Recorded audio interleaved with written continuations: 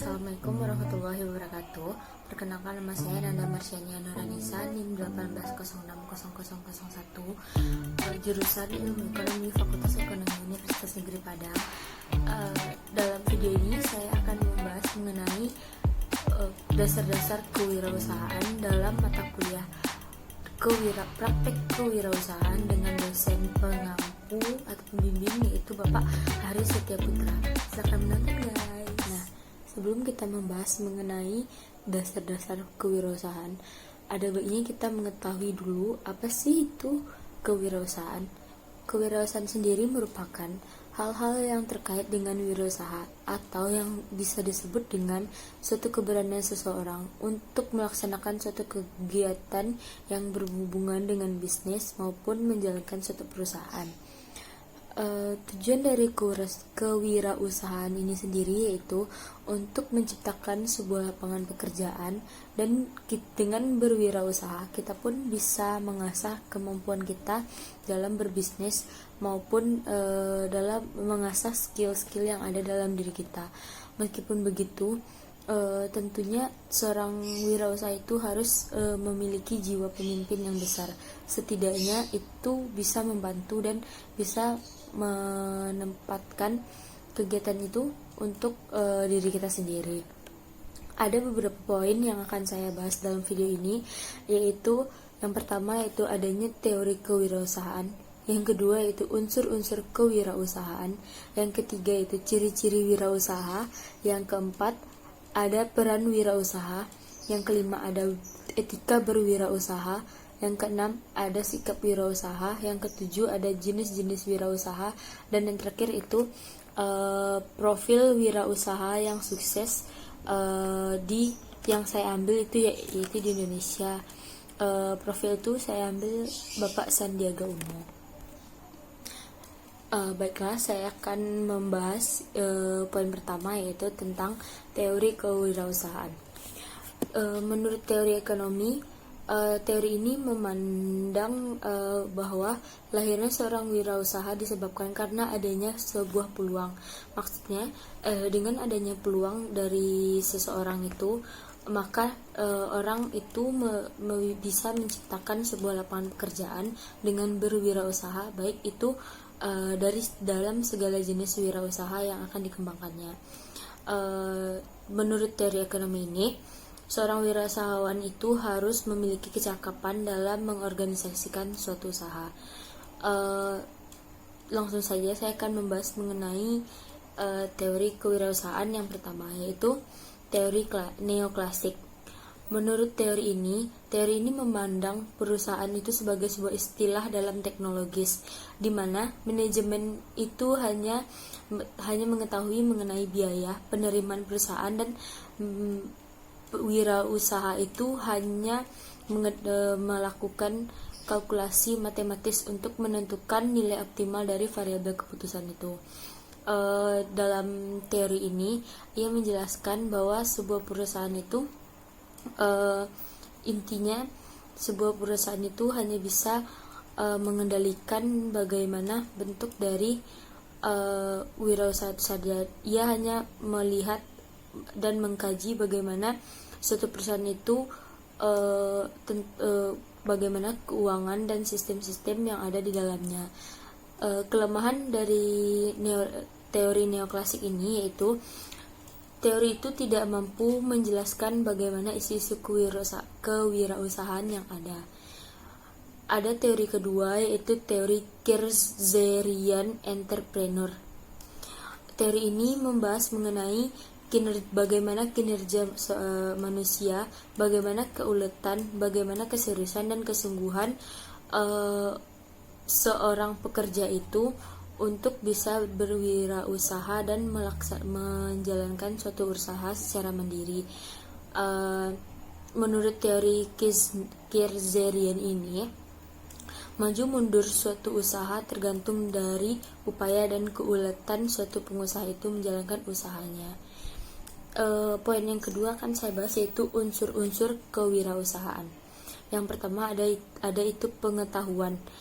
Dalam seorang wirausaha itu harus memiliki kognisi, daya nalar, daya pikir, dan delegasi yang tinggi. Mengapa? Karena seseorang yang berwirausaha itu harus bisa mempunyai pengetahuan yang cukup dengan cara ia mau meriset dan melakukan memiliki investasi yang baik, dan juga dengan begitu maka ia harus memiliki jiwa pemimpin yang baik. Yang kedua yaitu ada keterampilan atau psikomotor.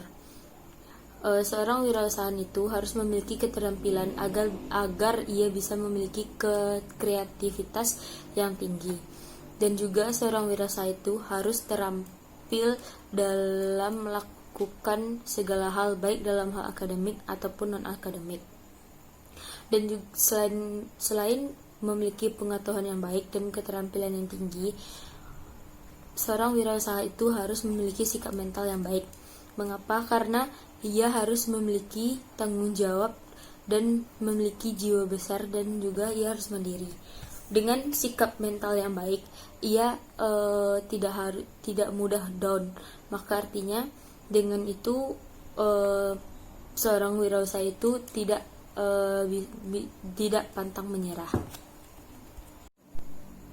Di poin ketiga itu ada ciri-ciri wirausaha. Ciri-ciri yang pertama yaitu berprestasi. Berprestasi di sini dalam artian yaitu seorang wirausaha itu tidak hanya mampu berprestasi dalam bidang akademik, namun juga bisa dalam non akademik. Seorang wirausaha yang baik harus memiliki tujuan yang jelas saat ingin berwirausaha. Ia juga harus mampu tumbuh secara kompetitif. Yang kedua itu ada jujur.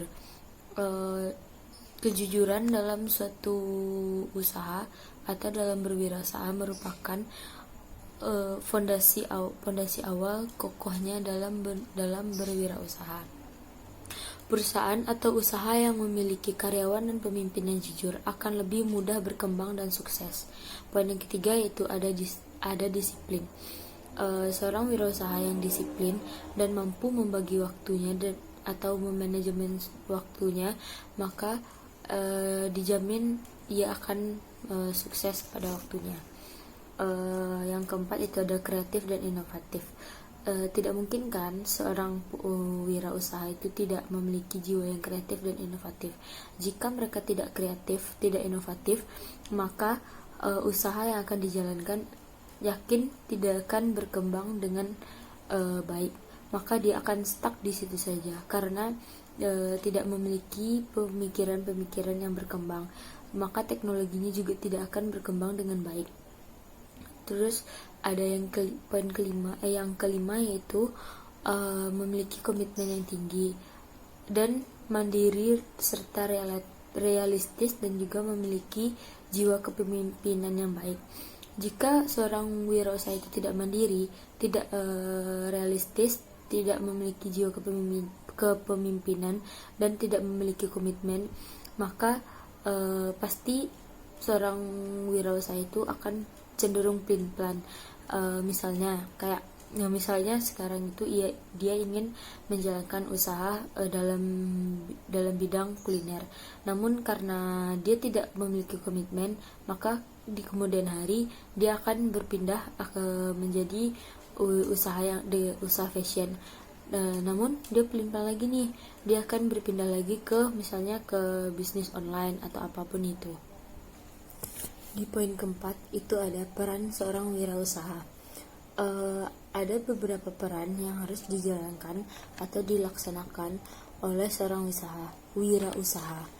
Yang pertama yaitu ada membuka lapangan pekerjaan. Yang kedua itu ada meningkatkan pendapatan nasional. Yang ketiga itu ada mengurangi kesenjangan ekonomi dan sosial. Yang keempat itu ada mendorong terciptanya masyarakat adil dan makmur. Yang kelima itu ada menambah investasi, dan yang keenam itu ada menambah pemasukan sektor pajak. Di poin kelima itu ada etika dalam berwirausaha. Etika dalam berwirausaha itu ada 8 poin. Yang pertama yaitu poin pertama itu harus mengikuti norma yang berlaku. Maksudnya di sini seorang wirausaha itu harus mematuhi aturan-aturan yang ada di negara si wirausaha itu berada. Kenapa? Karena bisa saja dia dengan melanggar aturan, maka usaha tersebut tidak berjalan dengan lancar dan bisa saja mendapat teguran dari pemerintah maupun masyarakat. Seorang wirausaha itu harus orang yang good looking. Kenapa? Dengan itu maka konsumen akan melirik usaha yang dijalankan oleh wirausaha itu, karena penampilan, style, dan cara bersikap seorang wirausaha itu bisa dilihat, dan itu menjadi daya tarik bagi masyarakat yang ingin membeli produk yang ditawarkan oleh si wirausaha itu sendiri. Di poin ketiga ada itu good public speaking. Kenapa etika wirausaha itu harus good public speaking? Karena dengan public speaking yang bagus, berbicara yang bagus, maka seorang wirausaha itu bisa dan mampu mempromosikan dan memasarkan produk yang ia jalankan dengan baik. Bertanggung jawab dan bekerja keras. Kenapa itu masuk dalam etika dalam berwirausaha? Karena jika seorang wirausaha itu tidak bertanggung jawab dan dia bukan seorang yang bekerja keras, maka yakinlah usaha yang akan dijalankan itu tidak akan berjalan dengan baik. Di poin kelima itu ada tepat janji. Seorang wirausaha yang baik harus mampu dan mau menepati janjinya, dan juga ia harus ramah kepada sesama orang yang terjun dalam wirausaha maupun ke masyarakat dan konsumen, karena itu menjadi poin yang sangat penting dalam etika dalam berwirausaha. Jika kita tidak ramah, maka mana ada orang yang mau beli kan. Dan juga seorang wirausaha itu harus mampu menjalin komunikasi yang baik dengan sesama wirausahawan. Kenapa? Karena itu bisa membantu kita dalam hal promosi, dalam hal investasi, maupun dalam hal apapun itu. Dan juga seorang wirausahawan itu harus good marketing, karena jika pemasarannya tidak bagus, maka gimana produk yang akan dia jalankan akan berjalan dengan baik kan. Poin yang ke-6 itu ada sikap dalam berwirausaha. Yang pertama itu adalah sopan, yang kedua itu ada santun, yang ketiga ada ramah, optimis. Kita harus berpositif thinking kepada rival ataupun relasi kita. Yang keenam itu ada komitmen, ada yang kita harus jujur, berani mengambil resiko, berani menghadapi tantangan, dan seorang wirausahawan itu harus memiliki rasa ingin tahu yang tinggi dalam berbagai hal.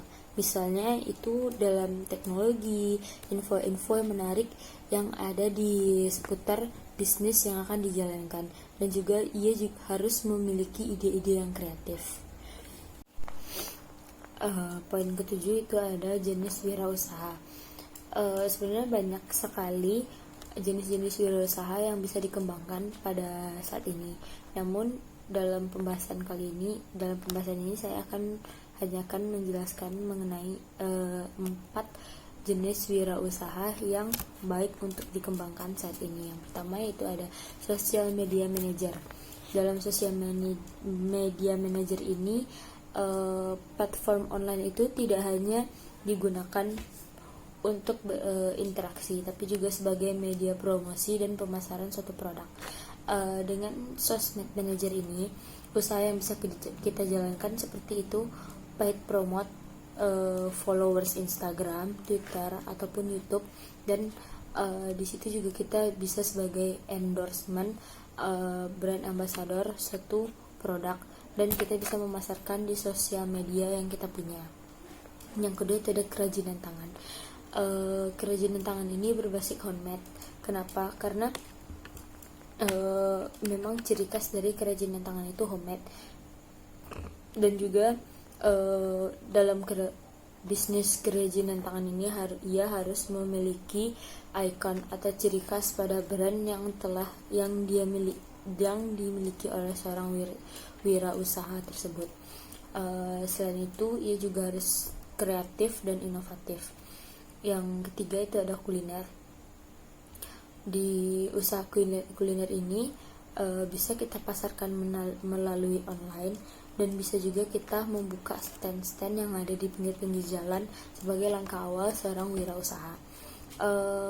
Tidak hanya food ataupun makanan ataupun minuman berat, tapi kita juga bisa memasarkan produk-produk makanan ringan seperti snack, ataupun kita juga bisa memasarkan makanan ataupun minuman sehat yang unik dan memiliki cita rasa yang baik.